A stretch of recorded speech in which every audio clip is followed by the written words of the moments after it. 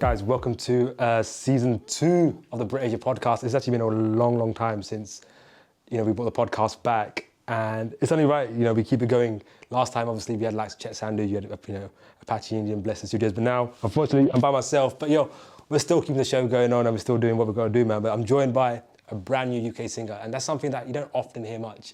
New UK singers, new UK talents. But Rajvatan Singh, bro, respect for coming down, man. I appreciate it. I know you're busy. You dropped a new song. We'll get into all that as well, right?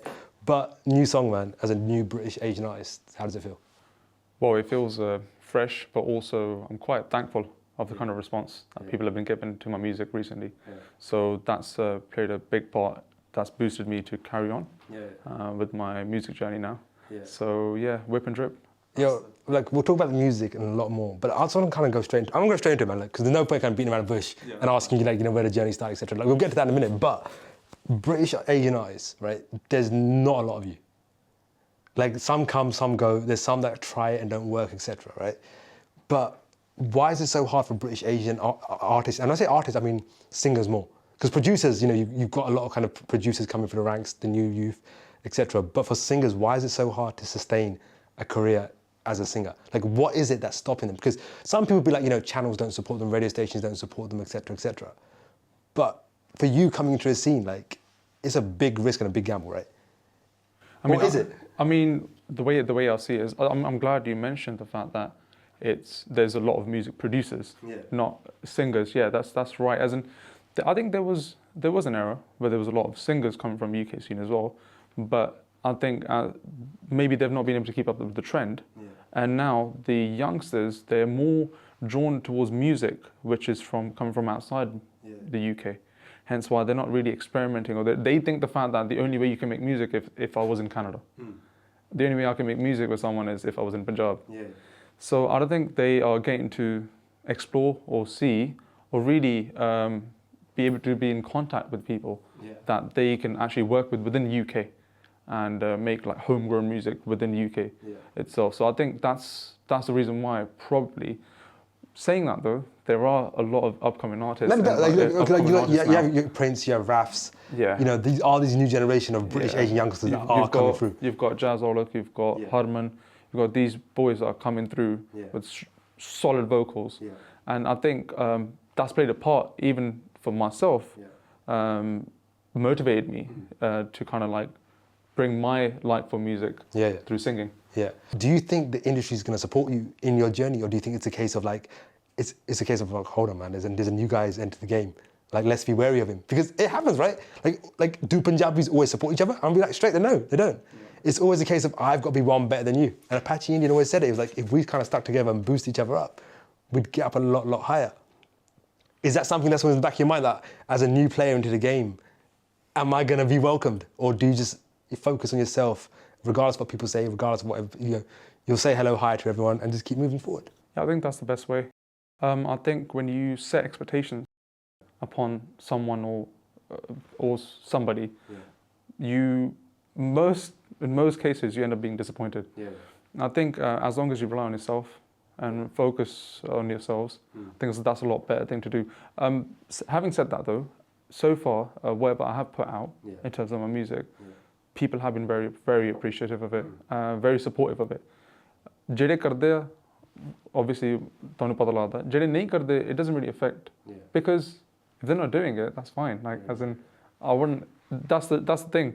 If I first don't have that expectation. It's the same thing with fashion as well. Doing modeling is the same thing. But another thing I want to talk about is image. We spoke about this offline, right? How important? Again, we'll bring the fashion stuff into it, but how important is image as an artist?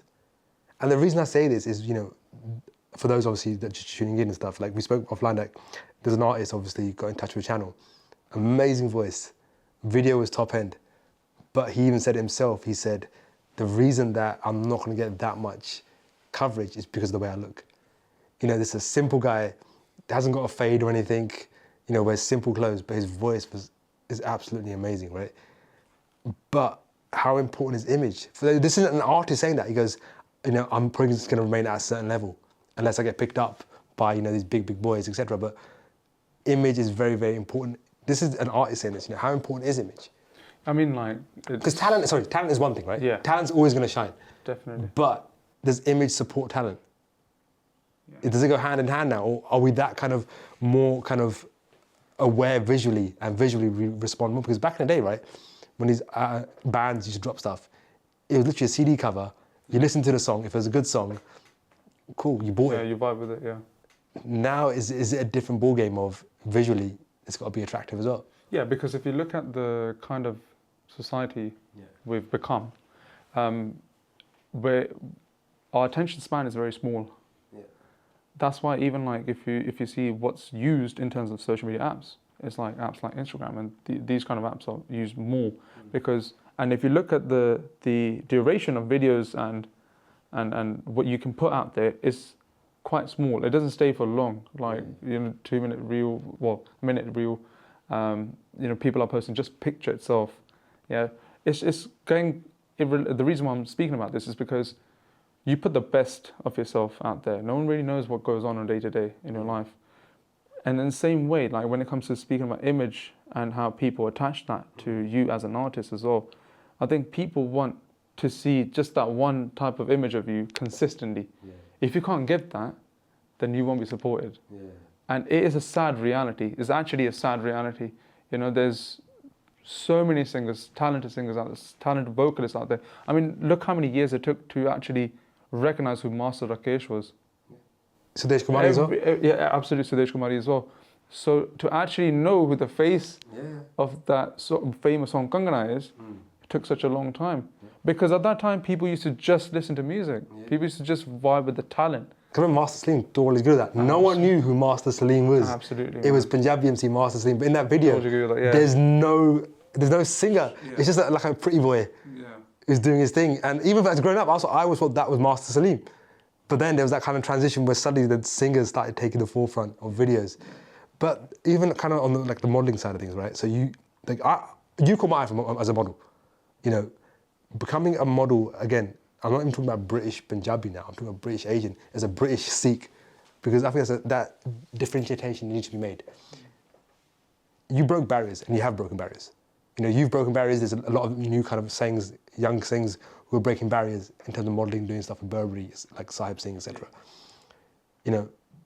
How did you feel kind of entering the game? Because you didn't just enter the Asian game. Like some people just do weddings, like you got kind of wedding magazines, etc. You went mainstream, right? And you've done a lot of mainstream work. Like, how was that, and how important was it to you to represent? The thing is that with modelling, it just came by chance. I just think I've been very, very fortunate to be in that industry, and as much as work I've done, I have been appreciated for it. And the biggest appreciation I've received is by the Sikh community, the Punjabi community, and being in fashion. Yeah, there's critiques, there's support as well. But at the same time, I think there's been more support than critiques for it. Because, like I said, there was, in Britain itself, we didn't have many Sikh models who would do mainstream brands or projects. But this, I think it's also because of the fact that the diversity level and the level of acceptance is just changed the whole game for a lot of Sikh Model in this country, like especially mentioning Sahib Singh for Burberry, that's huge. But one before that, and I always remember this, right, was Singh Street Style. Yeah. I feel like he kind of broke a lot of barriers for people. Absolutely. And I always remember one of the biggest things I ever saw for him was, I think it was the Metro newspaper, where he was the front page of a Metro newspaper. Yeah. And everyone in London, like that morning, I don't know if the Midlands gets the Metro paper, I'm hoping they do, right? But in London, like every newspaper, every morning in the train, everyone was just reading the Metro, and literally the front page was a Sikh singer, which has never happened before. And I hope it happens again, but that to me was like, it was inspiring that, to me it's like we finally made it. Yeah. Sikhs have finally got on that front page, whereas before we would have been like page 7, 8, at the back somewhere. Yeah. I think like with Pradeep, Singh Street Style, like he is one of the most sort of, if you say the word Singh Street Style, people would know who you're talking about. And that's because he's put the Sikh Model on UK, not just UK, actually world map in terms of modelling, because taking them to even like Times Square as well. Like you wouldn't have thought about it before. You know, showing Sikh Model in the fashion world, not just in London but Times Square as well. It's a huge thing, and people like himself, and then just even before that as well, you had Varis Ahluwalia in America. Yes. You know, and from here you had Jatinder Dulhele, who did also he's done a Louis Vuitton campaign. Jatinder has way like years and years ago, and then you've got another friend of mine, Karanji, who's just in Louis Vuitton as well. So like these guys, they've been able to make a mark in fashion industry, and that's given a lot of I would say respect and a lot of boost to the community as well, and encouraged us to sort of, you know what, we can actually model with a pagga. Let me talk about a pug in itself, right? Like, Sikhs understand the value of the pug, but do you think mainstream audiences understand what the pug is and what it represents and symbolizes? As in, have you ever been to shoots where they might have said something which you thought, you know, hold on, you can't say that to me? Like, but I always believe there's a lack of education out there. Okay. Like, we don't do enough to educate the wider kind of non-Punjabi, non-Sikhs about who Sikhs are, what the dastard means, about, you know, even like there's instances where, you know, kids have, you know, touched another kid's dastard. That kid doesn't know because he's never been told. You know, have you ever faced things like that? Or do you think, you know, that we still have a long way to go in terms of educating the non-Sikh community? As far as I know, in terms of fashion industry itself, it is becoming a lot more educated. They are very much more respectful than before. Not that I came across anything or anything happened, but in general, I think people are becoming more and more aware. And part of the reason is diversity. You know, people are getting to understand the fact that what the star means to a Sikh is sacred, and they're known not to be disrespectful. That's why you've got even like channels like CBBS. We did a show as well, What's on Your Head, and in that I was the only Sikh person who was explaining what the star is, what turban is, and then that was showcased around like different primary schools around the country. So then that way, kids that young are getting to know what the star is, and if you can start from like kids that young, then obviously then it will make a difference when you go. There's one thing I want to touch on, right? Again, you don't have to answer it, it's up to you, right? And I can't remember if it was a few years ago, there was a fashion brand who put the star on the catwalk. Gucci. Yeah, Milan Fashion Week. It caused a lot of uproar. Like, some were saying that, you know, the pug in itself doesn't just belong to the Sikhs. Like, you know, the turban itself, like, there's different variations of it. You know, the Arabs wear it, you know, there's different kind of people in Pakistan who wear it, etc., etc. Some were saying, no, it's an outright kind of insult to the Sikhs, etc. And it was one of those kind of areas of, like, people that were kind of against it spoke about it, people that were for it saying, look, at least it's putting on the map, etc. Like, what was your thoughts when you kind of saw that? Because for me, I'll be honest, for me, when I saw it, I was a bit like, nah, man, you can't be doing that. But then when you kind of see other people's perception of it, is, because Gucci never came out and released a statement, did they? No. They just kind of carried on with what they're doing. But what was your views when you kind of saw that? When I came across that, my first reaction was like, I'll see you here again. Yeah. We could have been the ones walking. No, that's a big point. A lot of people said, you know, either get authentic models who can do the work, or get actual bug the star tires who can tie it properly. Now that's what it is. I think it's not. There's a fine line between ignorance and lack of education. So I think it could be lack of education that they lack of awareness what the star is or what it means, the sentiments it holds. But so my initial reaction was like, okay, this does not come across right. I'm not sure what the intentions was. But it definitely did not come across right for many communities, including the Sikh. There is a rise of female DJs. Now, do you think that's a transition from, you know, you're going to see your female DJs kind of rise, then you're going to see your kind of female producers, and then you might see more kind of female singers, because slowly the females are kind of creeping in that segment. Prior to that, like a few years ago, there was no female DJs, there was no kind of thing. But again, it's that generation change. Like, have you noticed that as an artist, like, you know, there's a lot more, like on flyers before, it used to be just your main DJs. Now you've got literally female after female after female. Yeah, I think where it starts from is the fact that whether if those females were firstly encouraged to make music. One of the ways I remember where females were encouraged to make music or play music was by going to doll classes. I used to see a lot of girls turning up, taking doll classes, and then eventually going to gigs and performing tour. I think that's where the barriers started to start to break. And once that started to happen, now you've got girls from new generation. They're taking the idea of making music in different ventures, such as DJing. Let's talk about music and your journey, etc., into music. Why did you transition into music as a singer? I think, like, was you classically taught? You know, and how would you kind of describe your style? Because I think Sherry Mann, for example, said like he wanted to sing in a certain way. It didn't matter where he went to, he just couldn't find the right teacher. And then somehow he just literally found someone who guided him, said, "Look, do this, changes, and he's made a massive successful career." Then you got some singers who've actually sat there and learnt folk as a style. Then you got some who literally just naturally gifted. You know, for yourself, what was that kind of stepping stone into music? Because singing it's not an easy thing, right? You know, why did you decide to become a singer? So music was always part of my life since growing up. Come from a family that's into music. Dad plays harmonium. Jajari, he's a vocal trainer actually. He trains people to sing and tabla and everything. So I myself trained in classical tabla at the age of 8. So I've always been playing tabla, dol, dolki, conga, bongo, and I've been performing them on stage from a very young age. So since primary school, high school. So my liking for music was always there. Listening to music was always there as well. Because of that, back on my mind, I've always had this thing to make music at some point. I did not know when, but I always had this thing. Like even at high school as well, I used to make music. One of my GCSEs was music, so that's why like I always wanted to come to it at some point, but did not know when and how. When modelling took place, that happened by chance. That itself takes a lot of time. So never really got the opportunity to come around, and my riyaz wasn't there either. Then just like, I think it's been a couple of years now that I've been coming back to music, and I started to think of making music because I knew that this was my actual passion. Music was my actual passion, whether that's rapping or singing. So that's the transition that I've just made, has been in the work for quite a while now.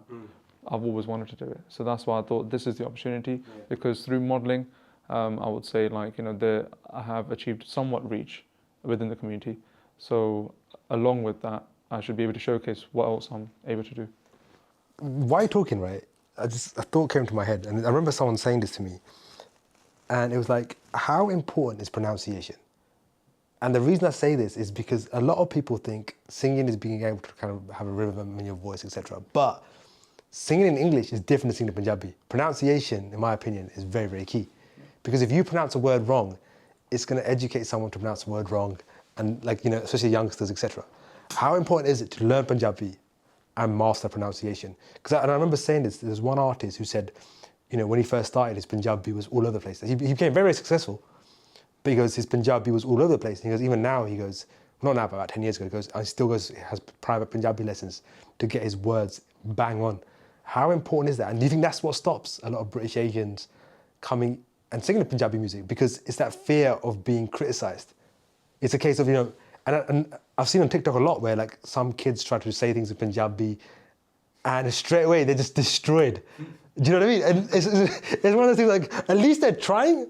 Okay, entertainment is one thing, but singing is obviously something different. But do you think that's something that discourages kids of like, if I say something wrong in Punjabi, I'm going to be berated for it rather than corrected? And then as a singer, how important do you think it is? I think Punjabi, if talking about importance, right? Firstly, it depends on how important your family considers the language. Because it all starts from home. If Punjabi is not being spoken at home, you wouldn't know how to speak that language. If you don't know how to speak the language, you wouldn't pronounce certain words. And pronunciation of words, I mean, I'm still learning, right? Regardless being Patiala born, I'm still learning how to how to say certain words, because my pronunciation might be different to how authentically it's supposed to be pronounced. So pronunciation is definitely key, and you're right, that could be the factor. Going back to what we were originally discussing as well, like why are there not so many artists? Because the kind of old school artists we've spoken about, they came from Punjab.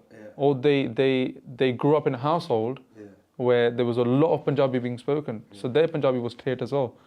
But nowadays, you don't get many parents speaking cleared Punjabi, and that's another reason for that is because not many are probably visiting Punjab as well, and that link being broken is what stops or discourages or makes a lot of young generation unaware about the language. And when you don't know the importance of something, you're not going to try. But I want to move on to one quick thing, man. Dancing. Because I've danced for 10 years for VP Bhangra. You've danced for Vasta Punjab and various other teams, right? And I want to kind of finish on like a light note, right, with Bhangra. It's brought a lot of kids into the culture. Like, I remember when I started dancing in 2010, that the competition scene was just growing. And then what you kind of saw was this massive surge of kids flocking to University Bhangra classes, flocking to his commercial groups. Bhangra Academy is getting bigger, university competition scenes getting bigger, like, you know, these side competitions getting bigger, teams from here traveling to North America and vice versa, etc. There was a massive influx. How important has the Bhangra dancing scene been on, you know, not just you, but this new generation we have in keeping our culture alive? I think it's all because of the transition of music, where you had hip hop music coming into Bhangra, and a lot of young generation vibing with that sort of music, not imagining that this can ever happen, and then strangely started to like Punjabi music more because of the transition of hip hop beats coming into Punjabi, matching with Punjabi vocals. It's the same thing with drill music coming into Punjabi. So this song, Whip and Drip, it's got the drill sound to it, and people have been highly appreciative of it. And because of that transition, it's made people go into then learning the dance form as well, because a lot of these competitions, they happen on a mix, and we know the mix is done in a way where it complements the routine, and also the beats are made in a way which there's a fusion of some, you know, Western music as well as the Punjabi vocals. So that's what's made people draw, you know, like get drawn into Bhangra scene more and more. Music versus live, Dol, Bhangra. Live any day. Live any day. Do you think the art of live is becoming more and more rare? And the reason I say that is I kind of noticed, you know, there was in London especially, like on the wedding circuit, there was that point where everything would just be live and people loved it. And then a transition kind of happened in, like, especially London, where wedding bookings became more, no, we want to hear music mixes. Whereas in the Midlands, it's still kind of there. But do you think that kind of live element is kind of slowly fading away? And there's only a few groups that are actually keeping it alive? In the moment in the UK, yeah. From competition point of view, I think it's not even there. From performances, gigs point of view, it still takes place. I think the reason for that is because often people forget that Punjabi music was created on these live Saj. If it wasn't for these live Saj, you wouldn't have a lot of music or remixes being made today. I think that people are not understanding the importance of it, and because of that, there's not much interest in actually appreciating live Bhangra live music itself. So that's what it is.